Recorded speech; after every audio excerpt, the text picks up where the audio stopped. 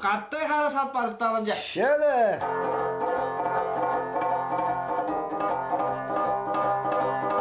Şurada. İşte. Kara kara yatar durarımdan hali yatar ergiye yaldan arasından ondan kavuşulur ergiye vay ay vay ay vay ay vay ay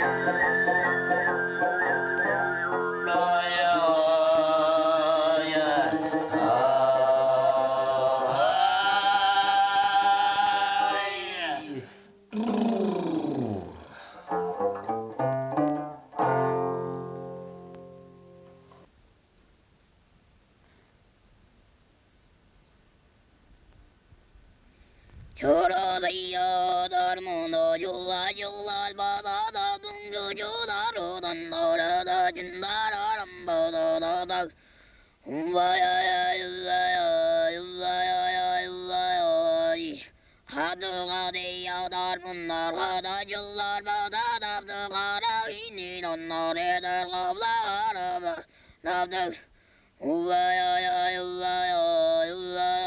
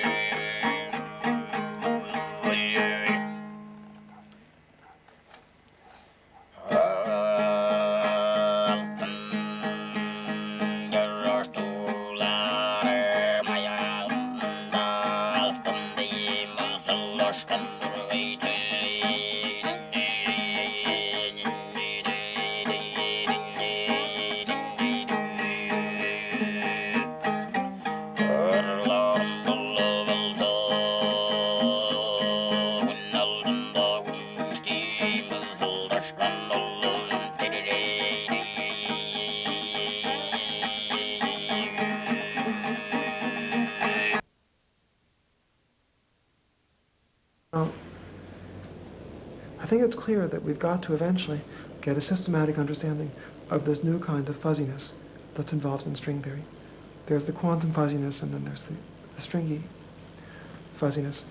And it will undoubtedly involve new concepts about space and time that will completely change our understanding of what nature is at its fundamentals. Are you sure? That I'm pretty sure, yes. I don't have any... I can't prove a theorem like mathematicians prove theorems, but I'm not in any doubt about that point, I've got to say. Witten is Joods, net als Einstein. Het is de bijna absolute geheimtaal van onze dagen. Well, the field really changed in a staggering way in the last 2 or 3 years. And it isn't yet clear whether we're in a period of consolidation where there's nothing we can do for a few years except tidy up loose ends and work out details and applications of the new perspectives, consolidate it, and eventually have clues about what the next breakthrough should be. Or are we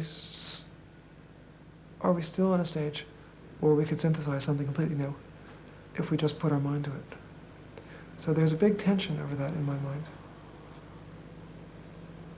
Aan de ontmoeting church, you can find the origin of the universe. Yes. Or having the rest of your life a happy family life without. Well, clearly I have to pick the second, because in the long run I'm dead, and it doesn't matter that much who discovers the theory. For me, it's a little bit of a surprise. I thought of you as somebody being, in a friendly way of saying, being obsessed by superstring and developing the theories and... Well, it wouldn't help to be too obsessed, actually. I don't think, at least it wouldn't help me.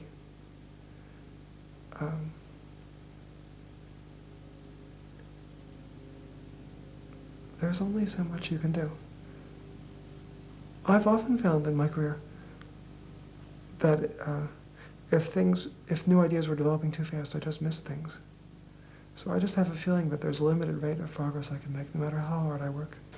Yeah, go out with the kids, play football with them, and in between you'll discover. Well, hopefully. Well, anyway, whether it's so or not, I can't guarantee how much it does or doesn't slow me down. But I certainly do spend a lot of time with the kids, especially the 7-year-old now, who's very demanding. What's his name? Raphael. And you have 2 other? I have 2 daughters, 13 and 17, sorry. Yeah. 13 and 17, Ilana and Daniela. If you say family life is the source of beauty and consolation, what is the beauty? I What actually is the said consolation. I think that, beauty. well, happiness. You see, to me it's kind of pounding a round peg into a square hole to assess everything, just according to beauty. So, we could say that happiness might be related to beauty, but it has its own merits in any case. Mm-hmm. How would you define happiness exactly? And we have to leave it as an undefined term, like one of those terms at the beginning of the math books. So, there are terms about which we have an intuitive feeling, but we don't define them. In a math book, so eventually you prove theorems and you define new terms, and you relate everything to basic terms that you have at the beginning that you don't define.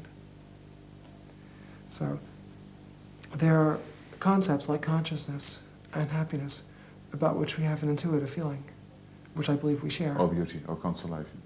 Yes. Well, beauty and consolation I'm willing to discuss a little bit more. Okay. But we can't exactly define them. We can say from what we derive happiness, but I don't think we can define happiness.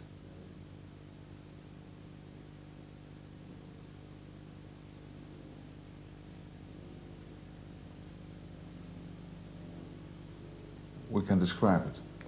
Moments, anecdotes of happiness, Yes, of happiness itself. Or we can say, you know, when we've been happy or what we see as some of the sources of happiness. But we can't explain what we mean by happiness. But generally speaking, we don't have to because other people know, luckily. So evident. Yeah. Now, other things, like for instance, the quantum mechanical uncertainty principle, other people don't know them, but at least we can explain them.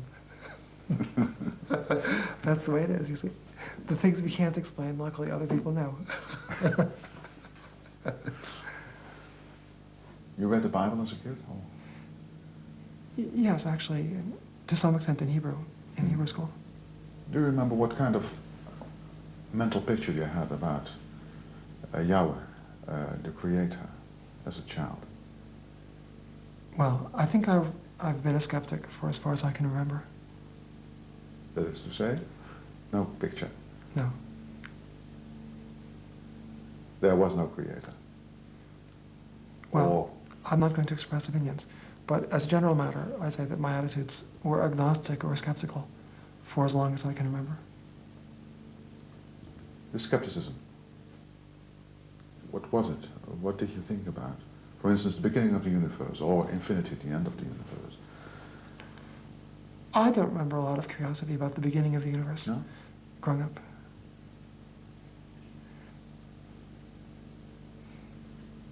And I think even now, if I thought that it was completely out of reach of scientific understanding, I wouldn't think about it very much. And in a way, on a day-to-day basis, I don't, because I think it's still out of reach.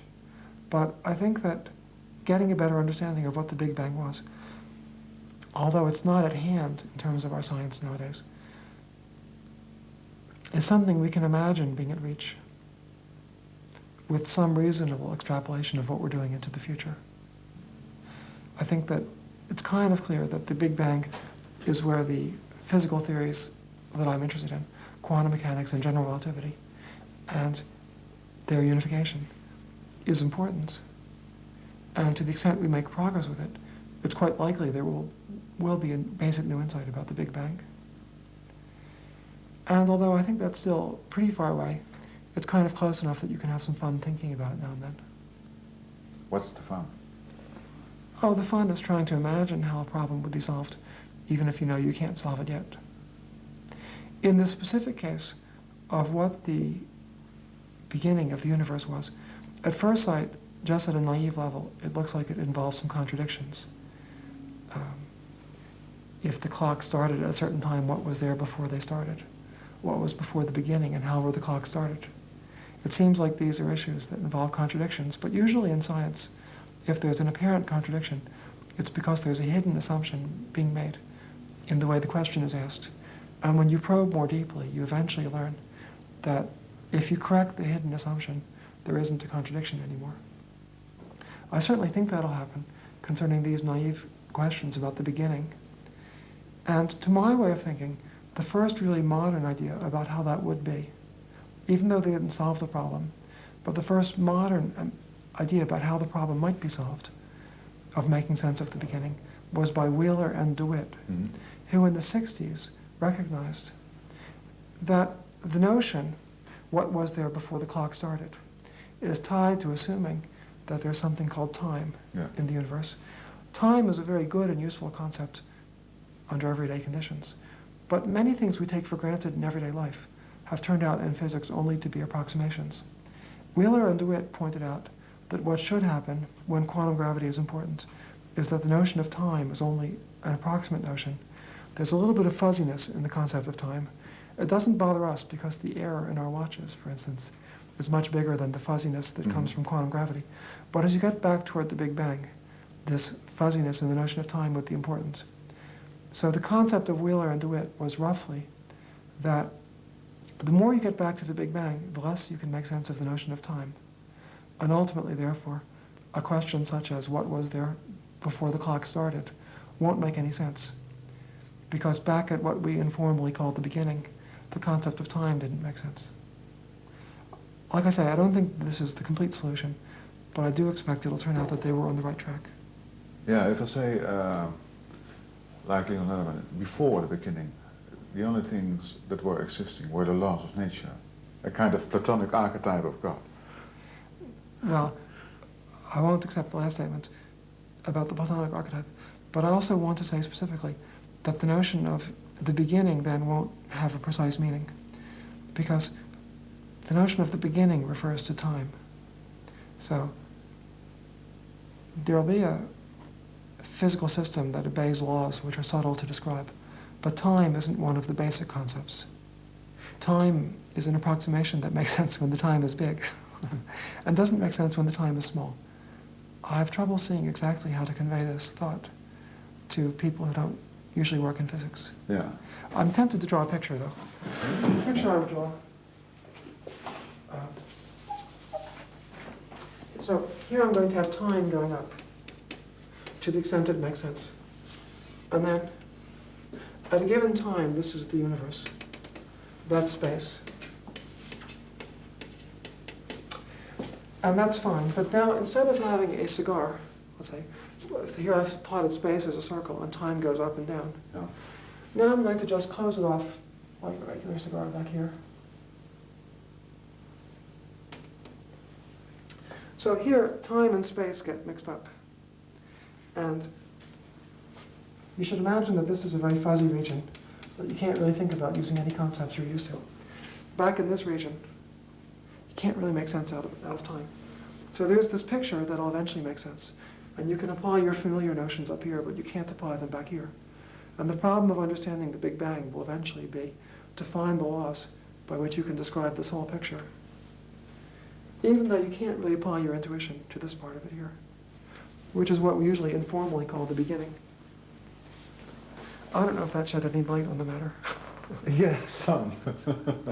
Actually, But totally different laws, as you can think of now. totally different laws from the ones that we have in our everyday experience. Yeah.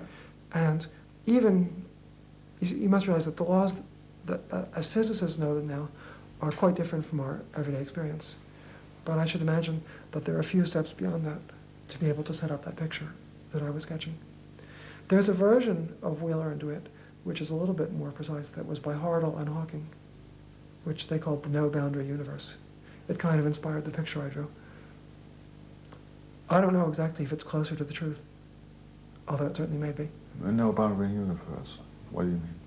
Well, a little bit like I drew. I'd like to contrast this with the notion where time makes perfect sense, but it began.